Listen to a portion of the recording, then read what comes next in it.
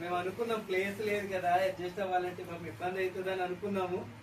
కానీ బయట చాలా మంది నుంచున్నా కానీ సమయం అయినా సరే చాలా వెయిట్ చేస్తున్నారు.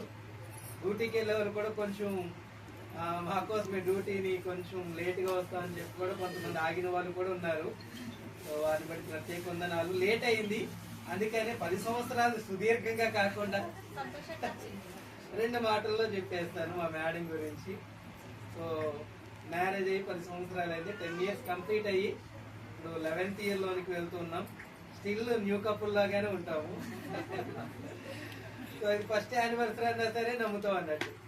సో ఎప్పటికి ఎవ్రీ యానివర్సరీని కూడా అలాగే సెలబ్రేట్ చేసుకుంటాం. చిన్నగా అయినా సరే ఇంట్లో కేక్ కటింగ్ చేసుకుని ఎవ్రీ చేస్తాము. ఇది 10 ఇయర్స్ కదా, పేరు పెట్టుకుందాం అనుకున్నాము. సో మా మేడం గురించి 2-3 మాటలు అంతే, పెద్దగా చెప్పకుండా. సో ఒక్కటి ఎప్పుడు కూడా మా మేడంతో కూడా అంటూ ఉంటా, పాస్టమ్తో పాటు కూడా అంటూ ఉంటాను, నన్ను బాగా అర్థం చేసుకునేటువంటి వాళ్ళు ఎవరైనా ఉన్నారంటే అది నువ్వే మేడం అనేసి అంటూ ఉంటా. మోస్ట్ అండర్స్టాండింగ్ ఉమెన్ అని పిలుస్తూ ఉంటాను మా ఇంట్లో. నేను పెట్టిన టైటిల్ అన్నట్టు ఆమె మోస్ట్ అండర్స్టాండింగ్ ఉమెన్. సో ప్రతి విషయంలో నాకు కొంచెం కోపం ఎక్కువే, ఉండడానికి స్మూత్ అలా కనబడతారు కానీ చాలా కోపం ఎక్కువ అన్నట్టు. నన్ను చాలా మంచిగా రిసీవ్ చేసుకుని అన్ని విషయాల్లో హెచ్చు తగ్గులు అన్నింటిలో కూడా చాలా బాగా అండర్స్టాండ్ చేసుకుంటుంది. సో ఆ విషయంలో చాలా ఇష్టపడుతూ ఉంటాను. థ్యాంక్ యూ పాస్టర్ గారు ఫర్ అండర్స్టాండింగ్. సో అది మొదటిది. రెండోది వచ్చేసి మీకు ఎలా చెప్తూ ఉన్నాను, అప్పుడప్పుడు మా పాస్టర్ కూడా అలానే బిస్కెట్లు వేస్తూ ఉంటారు అన్నట్టు లోపల. అంటే చాలా ప్రేమగా ఉంటాం. దాస్ సార్ చెప్పినట్టు పెద్దగా కొట్లాట్ల పంచాయతీలు ఏముండవు, నార్మల్గానే ఉంటాం అన్నట్టు. నేను కోపడితే ఆమె నోరు మూసుకుని ఉంటాను, ఆమె కోపడితే నేను నోరు మూసుకుని ఉంటాను. ఎక్కువ శాతం నా నోరే మూయబడుతుంది, ఆమె కంట్రోల్ అవుతుంది. సో అట్లా ఎప్పుడు నార్మల్గానే ఉంటుంది, పెద్ద ఇష్యూస్ ఏమి ఉండవు.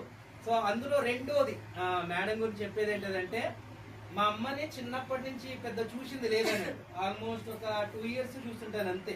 నాకు ఊహ తెలిసేంత వరకు మా అమ్మ అంత లేదు. అంటే బయట కంట్రీస్లోనే ఉంది, ఇంతకుముందు కూడా సాక్షి చెప్పాను కదా, బయట కంట్రీస్లోనే ఉంది.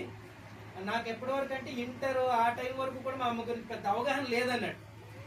ఇంటర్ ఆ టైం తర్వాత మళ్ళీ ఎప్పుడు పెద్ద అవగాహన వచ్చిందంటే మా మ్యారేజ్ టైంలోనే. అప్పుడు వచ్చి ఒక ఆల్మోస్ట్ 2 ఇయర్స్ ఉంది మా దగ్గర.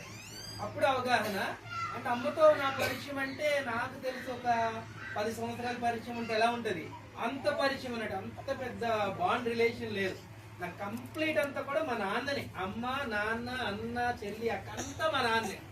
దాని తర్వాత ఆ ప్లేస్ రీప్లేస్ చేసింది మా మేడమే అన్నట్టు. అందుకని ఎప్పుడు అంటూ ఉంటాను, మా అమ్మ కంటే ఎక్కువ ప్రేమగా చూసుకుంటారు, చూసుకుంటారు. ఆ ప్లేస్ ని భర్తీ చేయగలిగితే ఫాస్ట్ అమ్మనే. ఆ విషయంలో చాలా హ్యాపీ అవుతాను. 2 విషయాలు. మూడోది పిల్లల విషయంలో చాలా టేక్ కేర్ చేస్తుంది, కంప్లీట్ టేక్ కేర్ చేస్తుంది. వాస్తవానికి నేను పెద్దగా పిల్లల్ని